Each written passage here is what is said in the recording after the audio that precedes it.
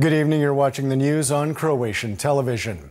Foreign and European Affairs Minister Marija Pejčinović-Burić is in London participating in a meeting of foreign ministers from the countries in the Berlin process.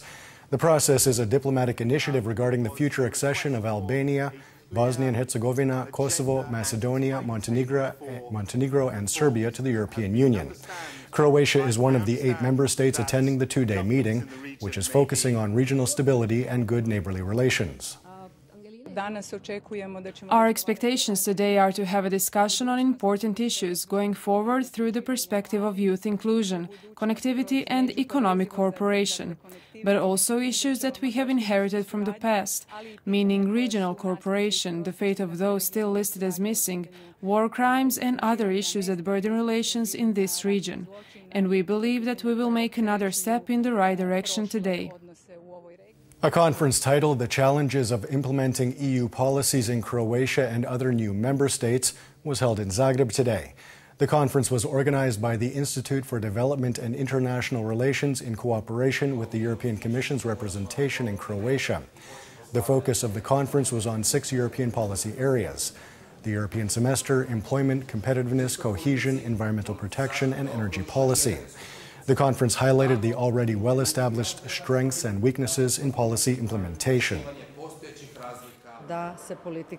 In some policy areas we are quite good, specifically in terms of fiscal consolidation and reducing the budgetary deficit. However, in other policy areas, especially structural reforms, we are behind other member states. Croatia and China have been strengthening ties of late. Proof of this is that Croatia has been selected to host next year's summit of the 16+1 initiative, which gathers 16 countries from Eastern and Central Europe and China.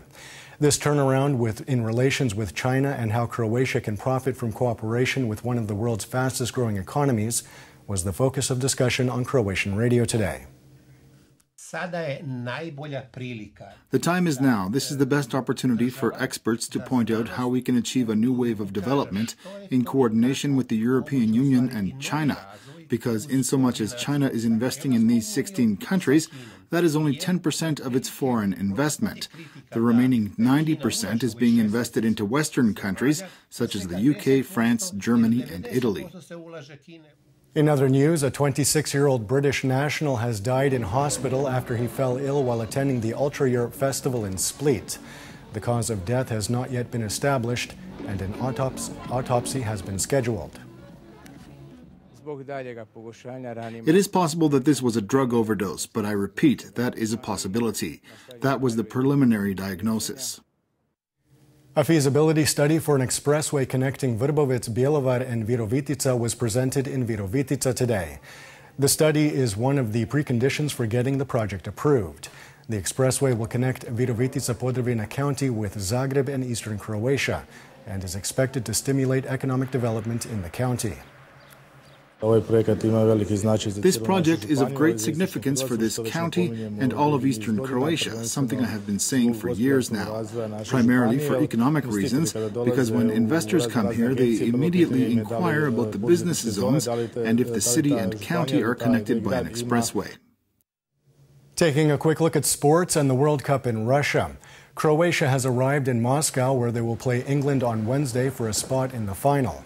Prime Minister Andrej Plenković and Parliament Speaker Gordan Jandroković will be on hand for the game. Meanwhile, the Croatian Football Federation has secured additional tickets for the semi-final. Coach Zlatko Dalić says he is confident that his team has what it takes to make it to the finals. I know that this was something all of us dreamed about, but there is no reason to be in shock that we are in Moscow today. We deserve this. Why shouldn't Croatia be among the top 4 teams in the world when we have the players that we do and the team that we do? I said this yesterday and I will repeat it today.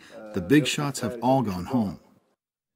And finally in tennis, Dona Vekic fell short of the quarterfinal at Wimbledon after losing to Julia Gürges of Germany 6-3, 6-2 today.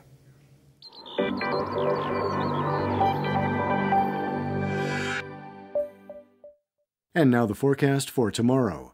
Predominantly sunny, however, eastern parts of the country will see some variable cloud cover and isolated showers and thunderstorms. Winds will be mild inland, with northeasterly winds dying down on the coast and shifting to a mild to moderate westerly and northwesterly.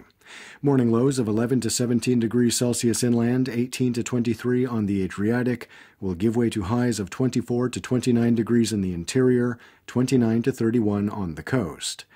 The three-day forecast for the interior calls for variable and unstable weather on Wednesday and Thursday, when there will be intermittent showers and thunderstorms, especially in mountainous regions and central inland areas. It'll be slightly cooler, warmer and sunnier on Friday. The coast will see predominantly sunny skies in Dalmatia, while the northern Adriatic will see some variable cloud cover and a chance of some localized showers and thunderstorms, especially on Wednesday. Expect warm to very warm temperatures.